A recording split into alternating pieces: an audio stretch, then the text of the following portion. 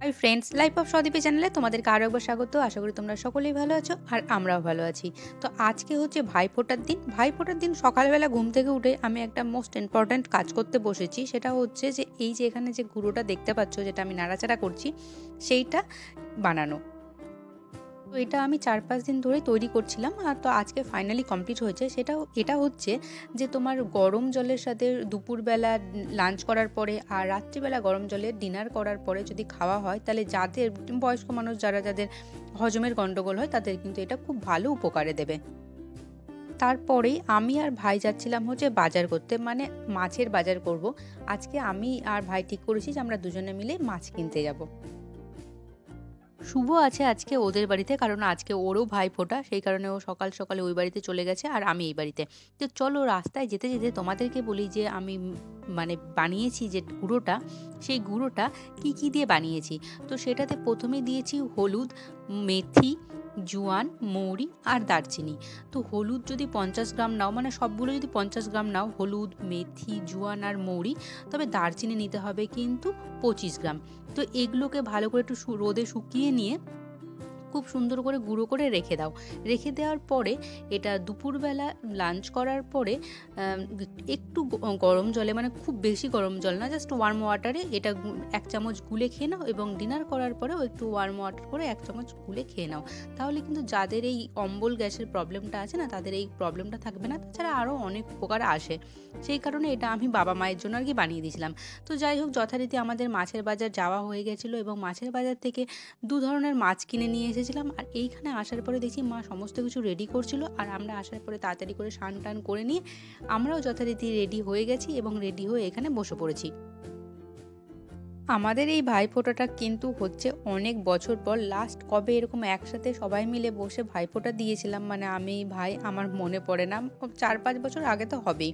তো ৪-৫ বছর পর আবার এরকম একটা সুন্দর মুহূর্ত এসেছে, আর সেই সুন্দর মুহূর্তটাকে সুন্দরভাবে এনজয় করাটা হচ্ছে আমাদের উদ্দেশ্য। সেই কারণে খুব সুন্দরভাবে সেজে গুজিয়ে, আর মাও সুন্দর করে জায়গাটাকে রেডি করেছে, সব কিছু করে আমরা বসে পড়েছি হচ্ছে ভাইফোঁটা দিতে। অনেক বছর পর ভাইফোঁটা দিচ্ছি, তো মা থেকে থেকে বলে দিচ্ছিল যে এটার পর এটা, এটার পর এটা। মানে আমি গন্ডগোল করে ফেলছিলাম যে কোনটা আগে দিতে হবে বা কোনটা পরে দিতে হবে সেইগুলো। প্রথমত হচ্ছে আমি বসে বসে ভাইফোঁটা দিচ্ছিলাম। মা বলল বসে দিতে হয় না, উঠে মানে দেওয়াটা উচিত। সেই কারণে আমি উঠে দিচ্ছিলাম। আর ভাইফোঁটা দিতে গিয়ে ওই যে ভাইয়ের কপালে যেটা বলে, সেটা প্রথমবার বা ঠিক হয়েছে, দ্বিতীয়বার আমি ভুলে গিয়েছিলাম। তৃতীয়বারেরটা ঠিকঠাক হয়েছে। মানে সেটা নিয়ে একটা আমরা হাসাহাসি করছিলাম। যাই হোক, খুব মজা করে এই ভাইফোঁটাটা দিনটা শুরু করেছি, এবং কাটছেও খুব সুন্দর। আর এই ভাইফোঁটার দিনে আমার ইচ্ছে ছিল যে আমি নিজে হাতে অনেক কিছু জিনিস রান্না করব, কিন্তু সময়ের অভাবে একদমই রান্না করা হয়নি। কারণ ভাইফোঁটাটা আগের দিনই পড়ে গিয়েছিল, ভাইফোঁটার যে একটা তিথি হয় সেটা। আর ছিল হচ্ছে ১২টা না ১টা ১:৩০ অবধি সামথিং এরকম হবে। তো খুব তাড়াতাড়ি করতে বলছিল মা, তাড়াতাড়ি কর, এটা কর, সেটা কর। তো এইগুলো তাড়াতাড়ি, তাছাড়াও শুভ ওই বাড়ি গেছে, তো ওকে রেডি করে পাঠানো সেটা একটা আমার বড় কাজ। কারণ আমি যদি ওকে না বলি কোথায় কী আছে, তাহলে তো জামা কাপড় কিছুই খুঁজে পাবে না। তো ওকেও সব কিছু রেডি করে দিয়ে ও যাওয়ার পর আমরা আর কি বাজার গিয়েছি, তারপরে স্নান করেছি বাড়ি এসে, এবং রেডি হওয়া সব কিছু মিলে দেরি হয়ে গেছিলো। তো ১২টার মধ্যে যথারীতি আমরা বসে পড়েছিলাম ভাইফোঁটার জন্য, এবং ১টার মধ্যে আমাদের সমস্ত কাজকর্ম, ভাইফোঁটার যে কাজকর্মগুলো সেগুলো সব কিছু কমপ্লিট হয়ে গেছিলো।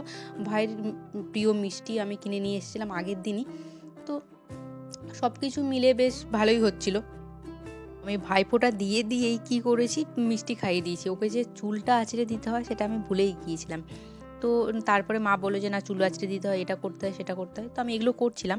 গত বছর আমার একটা জিনিস মনে পড়ে যে গত বছর আমি কিন্তু বেলজিয়ামে বসেই ভাইকে আর কি অনলাইনে ভাইফোঁটা দিয়েছিলাম। ভাই ছিল তখন গুয়াহাটিতে, আমি ছিলাম বেলজিয়ামে। তো মা বলেছিল যে তোরা অনলাইনে ভাইফোঁটা দিতে পারিস, এখন তো সবাই দেয় এরকমভাবে। তো আমরা ঠিক করেছিলাম হ্যাঁ, ভালোই তো আইডিয়াটা। আমাদের মাথায় কিন্তু এই আইডিয়াটা আসেনি, মায়ের মাথাতেই আইডিয়াটা এসেছিলো, এবং আমরা এরকম অনলাইনে ভাইফোঁটা দিয়েছিলাম। তখন মা বলছিল যে এবছর তো অনলাইনে ভাইফোঁটা হয়ে গেল, সামনের বছর মানে এবছর, সামনের বছর যে কোথায় কিভাবে কে থাকবে আর কোথায় ভাইফোঁটা হবে সেটা জানি না। সত্যি তখন কিন্তু বসে জানতাম না যে এই বছরের ভাইফোঁটাটা আমরা একসাথে লালবাগের বাড়িতে দেব। এটা সত্যি খুব, মানে আমরা জানতেই পারি না যে পরের বছরটা আমরা কোথায় থাকবো এবং কিভাবে কি হবে, সব কিছু আগে থেকেই ঠিক থাকে। আসলে মা এত কিছু খাবার অ্যারেঞ্জমেন্ট করেছে যে মানে খাবারগুলো খাওয়ানোটা শেষই হচ্ছে না, ধাপে ধাপে আসছে। মানে মা বলল যে সব কিছু একটু একটু করে খাওয়া। তো ৫-৬ রকমের মিষ্টি ছিল, দই, পায়েস, তারপরে লুচি তরকারি। লুচি তরকারিটা আমি বানিয়েছি। লুচি তরকারি এত কিছু কমপ্লিটই হচ্ছিল না। পুরো আমরা মানে ভাইকে খাইয়েই যাচ্ছিলাম। তারপরে আমি ভাবলাম যে না, থালাগুলো একসাথে দিয়ে দেওয়াটাই বেটার হবে। থালাগুলো একসাথে দিয়ে দিই, সব কিছু কমপ্লিট হয়ে যাবে। এবার ভাইয়ের পালা। ও আমাকে ফোঁটা দেবে এবং খাবার খাওয়াবে। তো ও সবকিছু, ও তো আরোই ভুলে গিয়েছে। আমি তো, তাও আমার কিছু মনে ছিল। ও তো আরোই ভুলে গেছে যে কোন আঙুল দিয়ে দিতে হয়। অবশ্য কোন আঙুল দিয়ে দিতে হয় এটা কিন্তু অনেকেই ভুলে যায়। তো সেটাই মা দেখিয়ে দিচ্ছিল ওকে, তারপরে ও আমাকে ফোঁটা দেবে।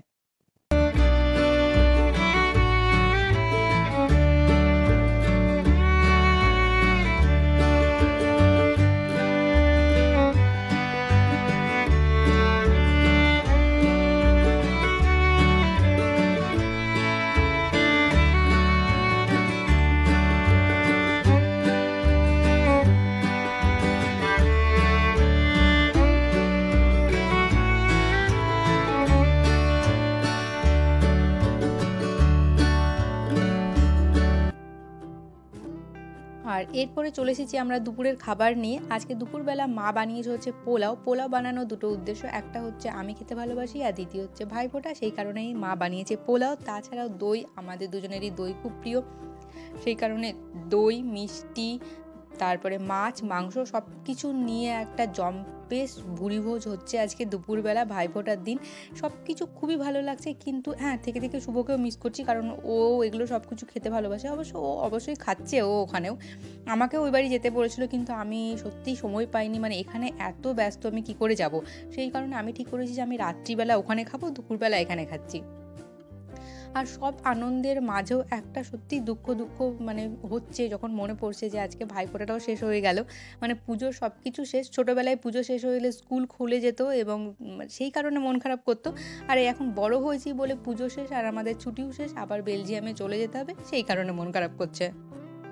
তো এই তো ছিল আজকে আমাদের ভাইফোঁটার দিন। আর এই ভাইফোঁটার দিনের ভিডিওটি তোমাদের কেমন লাগলো অবশ্যই জানিও। ভালো লাগলে সাবস্ক্রাইব করে দিও। দেখা হচ্ছে নতুন আরও একটি ভিডিওতে। ততক্ষণের জন্য বাই বাই।